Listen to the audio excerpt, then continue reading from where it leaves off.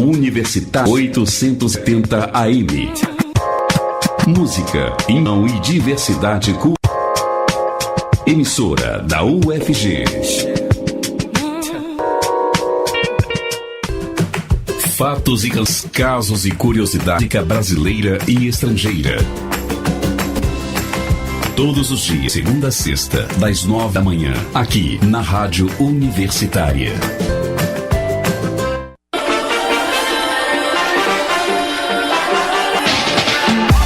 O Estação Rússia, o debate diário sobre os acontecimentos da Copa do Mundo 2018.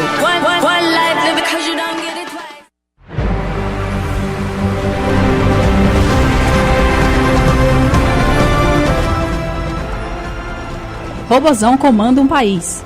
Cristiano Ronaldo decide mais um jogo para Portugal, que elimina Marrocos. Classificação celeste. Com o gol de Luizito Soares, o Uruguai passa para as oitavas de final com uma vitória magra. Triunfo sem fúria. Espanha sofre para passar por retranca iraniana, mas vence. O artilheiro peruano. A história do atacante do Flamengo, ídolo de todo um país. Tudo isso e muito mais agora no Estação Rússia.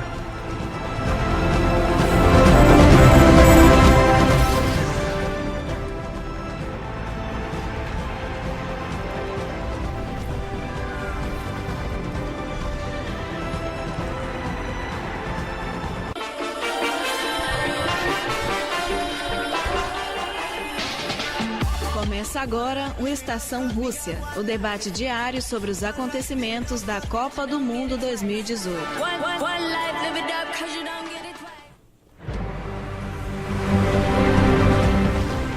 Em Luinique, Cristiano Ronaldo decidiu mais uma vez para Portugal contra a seleção do Marrocos. Com o resultado, lusitanos estão muito próximos de se classificar para as oitavas de final.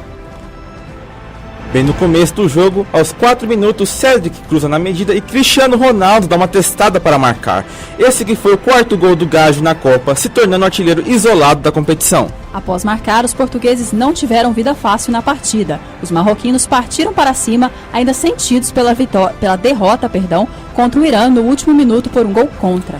Mas Portugal tinha alguém para deter e não era CR7, era o goleiro Rui Patrício. E o arqueiro contestado antes da Copa parou os marroquinos com boas defesas, incluindo o Malá Gordon Banks, na década de 70 mais ou menos.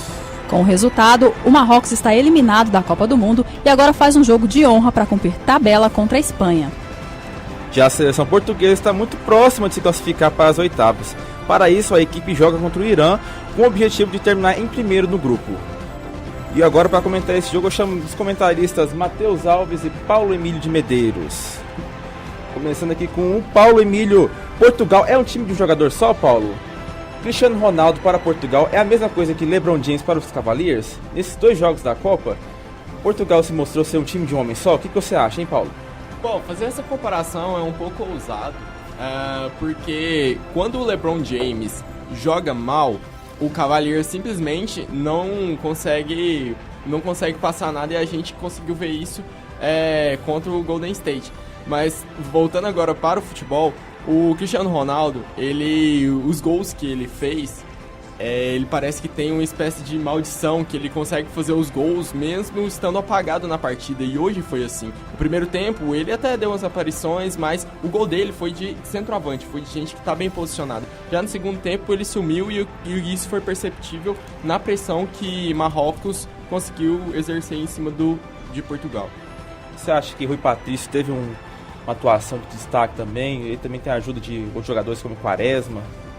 Sim, o Rui Patrício, ele era questionado, como você bem disse, e na reserva dele ele tinha o Anthony Lopes, que inclusive era o que os portugueses cobravam do técnico para que colocasse ele. Só que o Rui Patrício hoje ele fez uma defesa, aquela que ele, na cabeçada, se não me engano, foi da Costa ou do Benatia, e ele teve que se espichar todo ali para conseguir colocar a mão naquela bola, além das sequências de defesa que ele conseguiu promover na partida. Bom, Portugal criou poucas chances durante toda a partida, mas a única vez que conseguiu chegar, marcou com Cristiano Ronaldo. Em contrapartida, o Marrocos não soube aproveitar as inúmeras chances que criou e por vezes parou no goleiro Rui Patrício. Então, Matheus, eu queria te perguntar se o resultado foi justo. Olha, Tonara, acho que foi justo sim, porque Portugal soube aproveitar a chance que teve e contou com o mérito de seu goleiro, né? Quando ele foi acionado, o Rui Patrício, talvez tenha sido, foi o melhor jogador da partida, na vitória por 1-0 de Portugal sobre Marrocos, mas realmente chamou a atenção o fato do Cristiano Ronaldo jogar sozinho, né? E daqui a pouquinho a gente vai falar sobre a derrota do Irã para a seleção da Espanha, só que o Irã é uma equipe muito bem postada, e se Portugal jogar dessa forma contra o Irã, corre sérios riscos, né, até de ser eliminado, eu diria, porque Portugal tem 4 pontos, a Espanha também, e o Irã 3 pontos da vitória, né, na primeira rodada sobre Portugal. Então, se o Irã consegue vencer o Portugal e vem jogando melhor, ele tem chance sim de tirar Portugal da Copa, na verdade tirar Cristiano Ronaldo da Copa, porque o que a gente viu até hoje é o Cristiano Ronaldo e não a seleção de Portugal, parece não ter estreado ainda, tem 4 pontos, mas não merecia isso se não fosse o seu principal jogador, Cristiano Ronaldo, principalmente na primeira partida, e o seu goleiro, o Rui Patrício, nessa vitória por 1-0 sobre o Marrocos. O Marrocos demonstrou muita qualidade defensiva. O que faltou ofensivamente, já que se defende tão bem, mas não consegue marcar mesmo criando oportunidades? Olha, faltou capricho, né, dos jogadores marroquinos, assim como na primeira partida, quando foi derrotado por 1-0 pelo Donald Cebolinha, pela seleção iraniana. Agora, uma coisa interessante que a gente viu nessa seleção de Marrocos foi o fato do Benatia, né, o zagueiro, o jogador mais famoso da seleção africana. Ele praticamente virou o centroavante nas 2 partidas, quando o Marrocos fez aquela pressão para tentar algum gol. O Benatia sempre estava na área, finalizando, inclusive, não só as bolas de cabeça. O capitão, camisa 5, principal jogador do Marrocos. Então, o fato do zagueiro ter ido para a área e ter virado talvez a principal arma de ataque, sendo um defensor, mostra talvez que o Marrocos não tenha tanta qualidade ofensiva assim, tanto que não marcou gols nas 2 partidas que disputou até aqui na Copa, e não marcou gols, foi melhor nas 2 partidas, mas já está eliminado, né? Isso se deve muito a essa tá devendo muito ofensivamente a seleção de Marrocos, que vai cumprir tabela na próxima rodada contra a Espanha.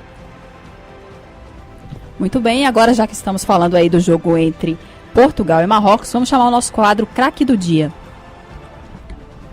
Durante os 3 jogos...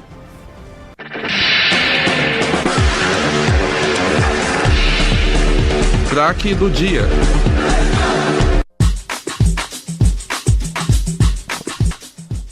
Durante os 3 jogos de hoje, alguns jogadores foram fundamentais para a atuação de suas respectivas seleções.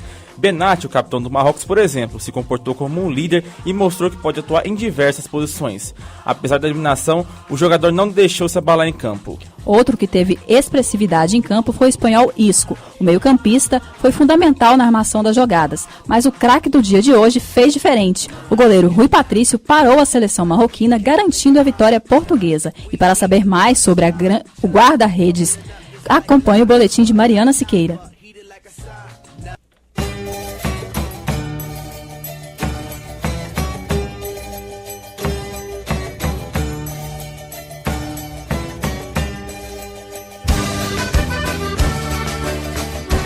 Rui Pedro dos Santos Patrício, de 30 anos, nasceu no dia 15 de fevereiro em Leiria, em Portugal. O goleiro teve sua formação no Sporting e estreou na Primeira Liga Profissional em 2006. Rui Patrício defendeu o clube português até maio desse ano. No dia 1º de junho, rescindiu o contrato com os Leões. Na despedida do clube, o atleta escreveu uma carta de 34 páginas esclarecendo sua saída e os problemas com a diretoria.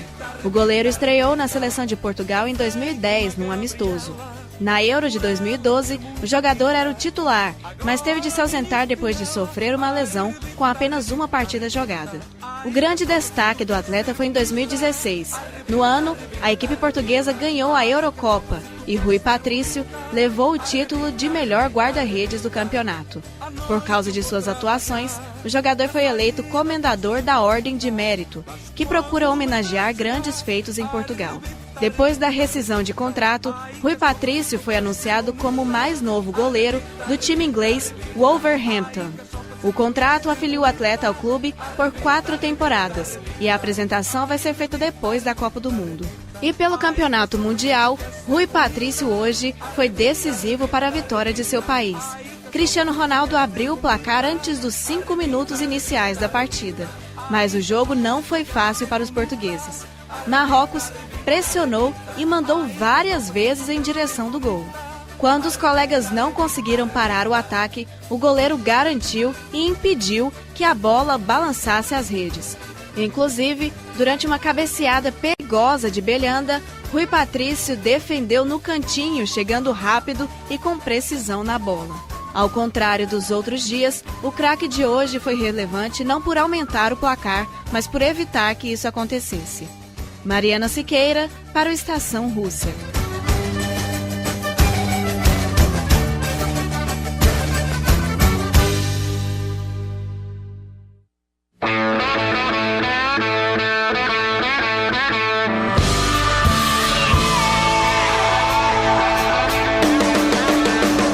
No ar, Estação Rússia.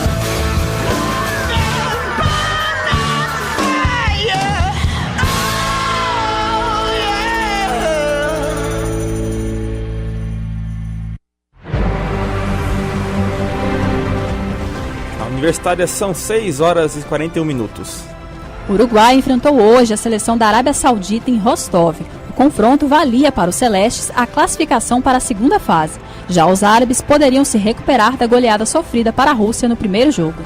Pois é, Tandara, e o país sul-americano começou a partida melhor, com a famosa pressão inicial de 15 minutos. O time ameaçou com cruzamentos na área saudita, mas o goleiro Al-Wais trabalhou bem nesse início de partida.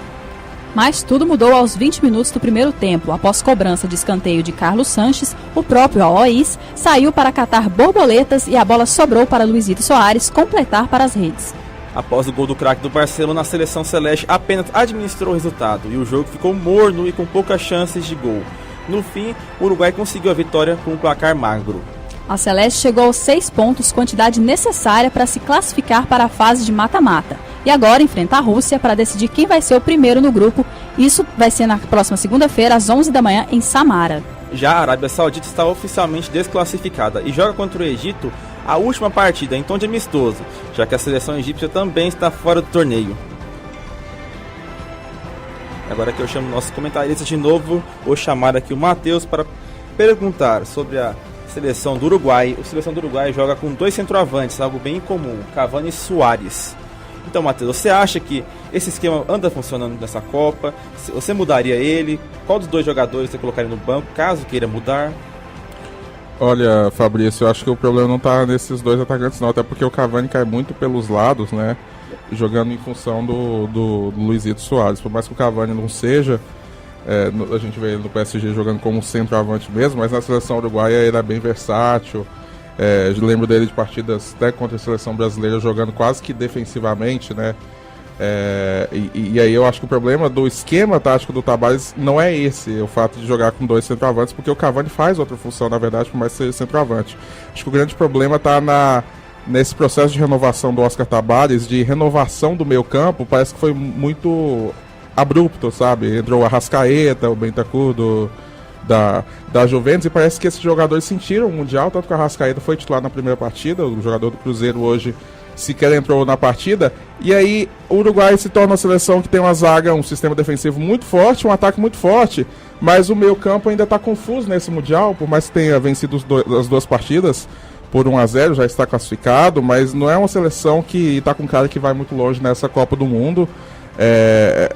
Vai sofrer inclusive com a Rússia. A Rússia hoje tem o melhor futebol, e para mim o Uruguai e a Arábia Saudita, esse jogo que a gente está comentando agora de hoje, foi o pior jogo da Copa até aqui, porque o Uruguai não conseguiu superar a fraca defesa da Arábia Saudita. A Arábia Saudita é a seleção mais fraca do Mundial, fraca na defesa, no ataque, no meio. Se eu estou falando que o Uruguai tem problema só no meio, a Arábia Saudita tem em todos os lugares, e a Arábia, tendo condições de propor o jogo, não conseguiu contra a forte defesa do Uruguai. E aí ficou aquele jogo sem ninguém conseguir fazer nada. Acho que o problema não está do fato de jogar 2 centroavantes, mas sim nesse meio campo um pouco confuso ainda, um pouco nervoso no Mundial. O talentoso meio campo do Uruguai, mas que não anda funcionando muito bem. Você acha que pode mudar assim, no meio campo para a Copa mesmo, para tentar melhorar esse desempenho do meio campo uruguaio? Hoje ele já colocou o Cebola Rodrigues, né? O jogador Christian Rodrigues, né? O apelido do Cebola. Ele que é o jogador mais experiente ali do meio campo, já foi uma boa aposta, mas não funcionou. Então eu imagino que neste momento o Oscar Tabárez busque outra solução. Acho que até o Arrascaeta pode voltar para o time titular. Ele que é um jogador muito talentoso, né, do Cruzeiro, sentiu a estreia, mas agora pode voltar ao time para dar mais qualidade do passe. Bom, então agora vamos para o nosso quadro Perfis.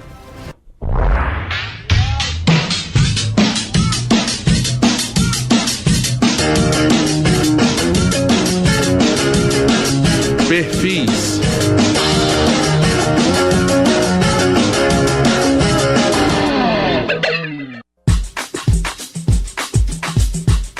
No perfil de hoje, vamos trazer um boletim sobre Paolo Guerreiro, o principal jogador e capitão da seleção do Peru. Saiba tudo sobre o ídolo peruano que quase ficou fora da Copa do Mundo no boletim de Augusto César de Oliveira.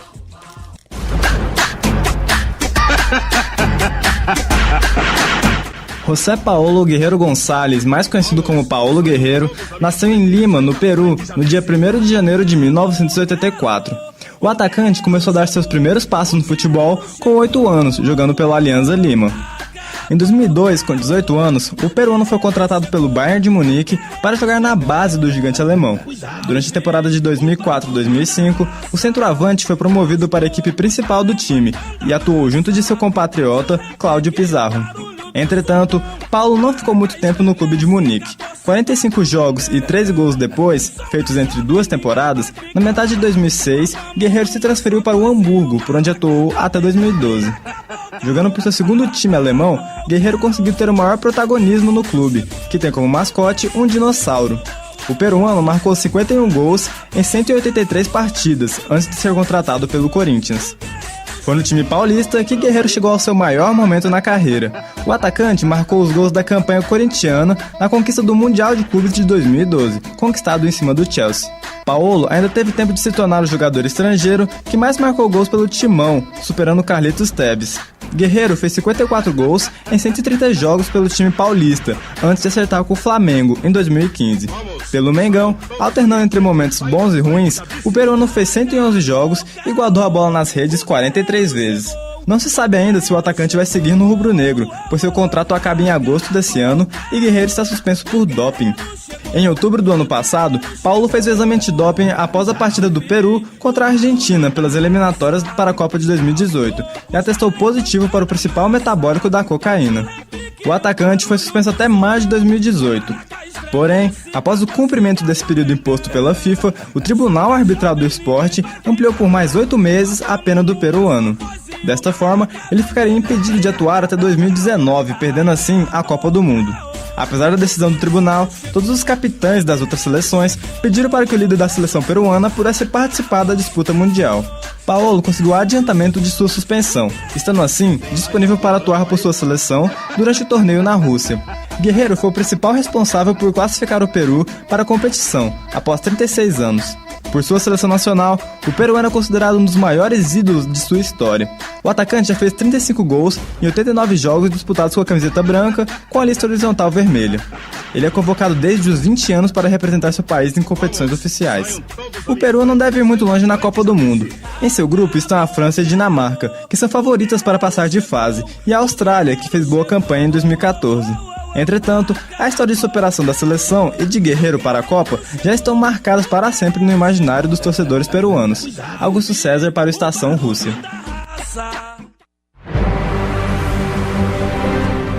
Na Arena Kazan, Irã e Espanha fecharam a segunda rodada do Grupo B.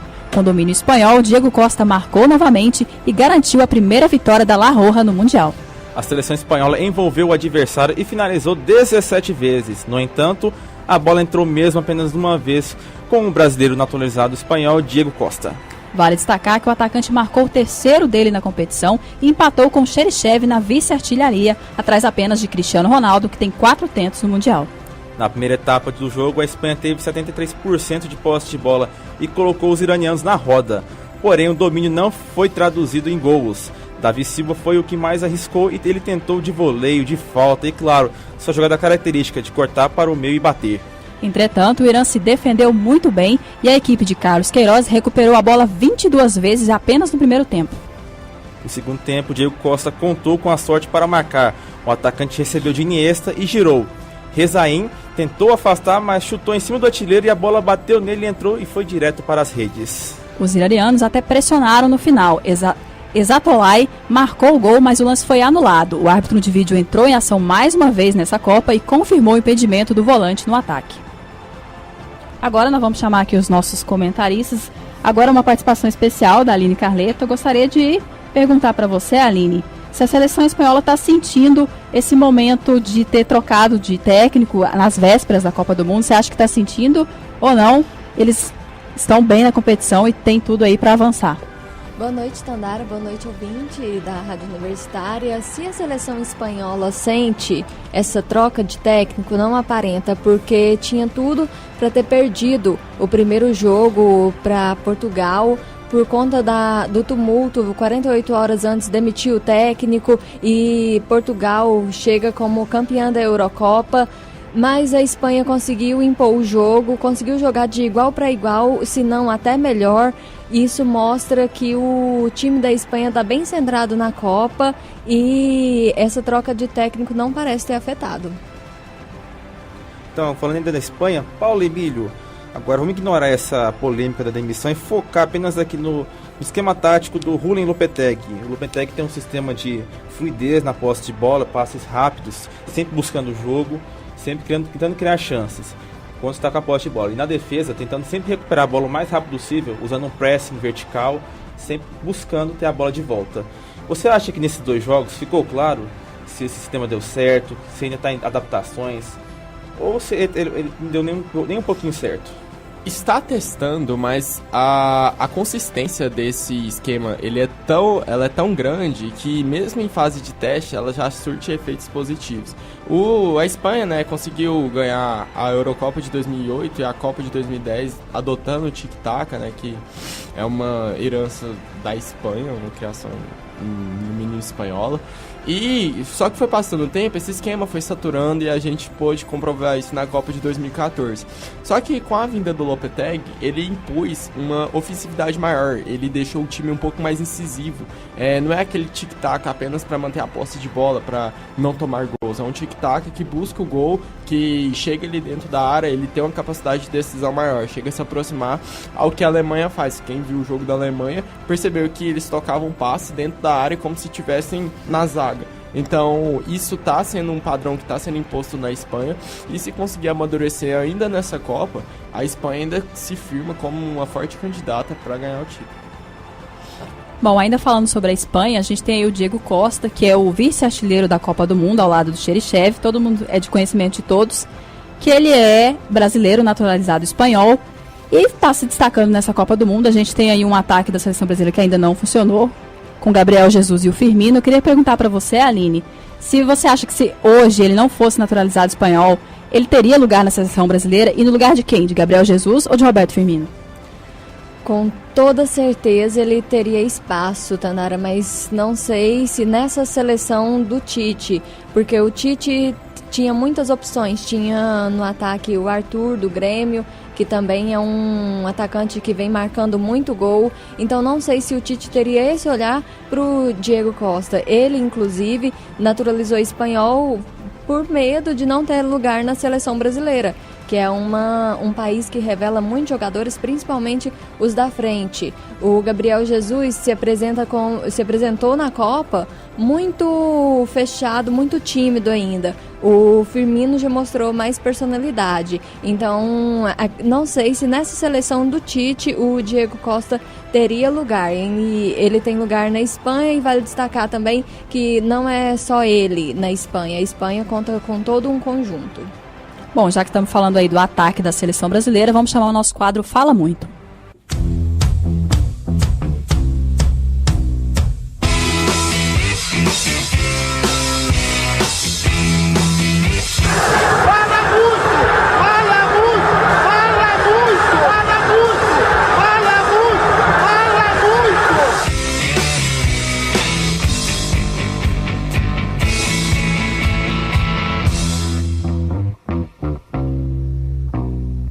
Coutinho fez um golaço, tal, mas tem horas que ele desaparece um pouco do jogo e você não vê ele dentro do campo, mas é um jogador que o Neymar principalmente procura sempre ele para as tabelas, né? Teve uma boa, o Neymar inclusive meteu uma bola para ele bonita, que ele dominou bem com o peito, mas na hora de tocar, bater, a bola pegou mal. Então eu acho que o Brasil, né, até certo ponto nos decepcionou.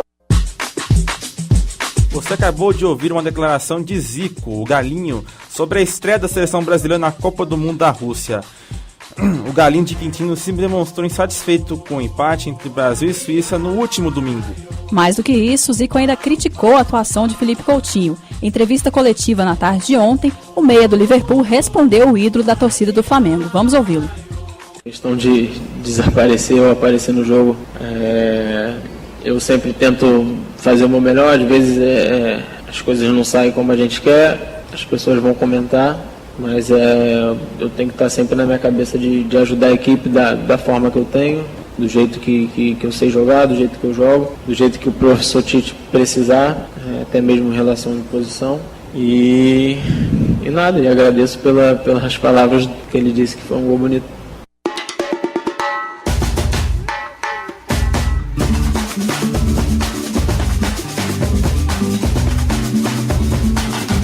Bolão da Copa. É a Copa de todo mundo, vamos juntar o mundo todo pra batucar, pra batucar.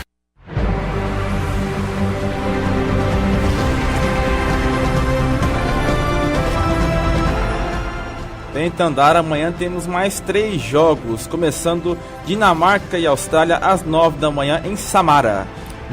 E o meu palpite para o jogo vai ser de 1-0 para a Dinamarca com gol de Eriksen, a estrela do Tottenham. E você, Tandara? Olha, eu discordo, Fabrício. Eu acho que a Austrália vai vencer por 2-1. Então, Paulo Emílio de Medeiros, fale as suas ideias. Bom, a Dinamarca não ganhou do Peru tão fácil. A vitória veio em decorrência de um pênalti perdido pelo Cueva. E eu acho que amanhã a Dinamarca ela vai ganhar, mas vai ganhar por um placar magro. Assim como você, eu sigo o voto do relator. E eu vou votar 1-0, mas o gol não acredito que vai ser do Eriksen. Eu acho que ele não joga sozinho.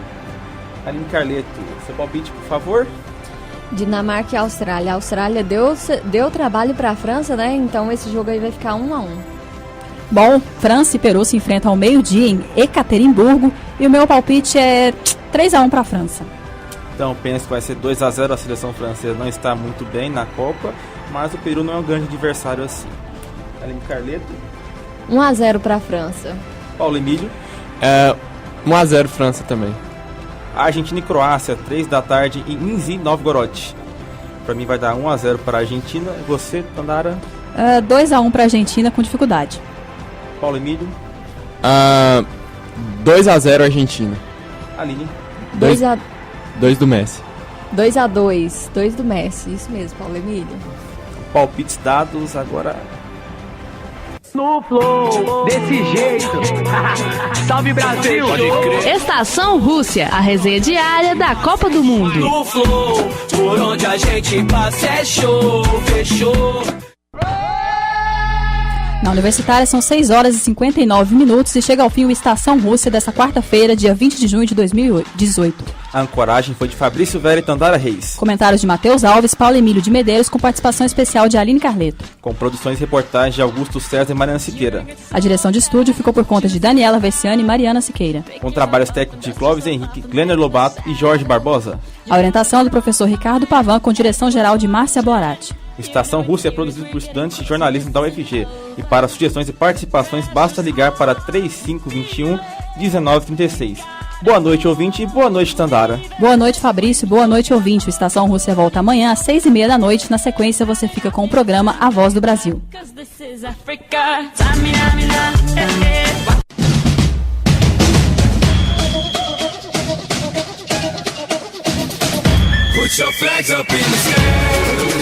Você ouviu Estação Rússia, a resenha diária da Copa do Mundo no seu rádio.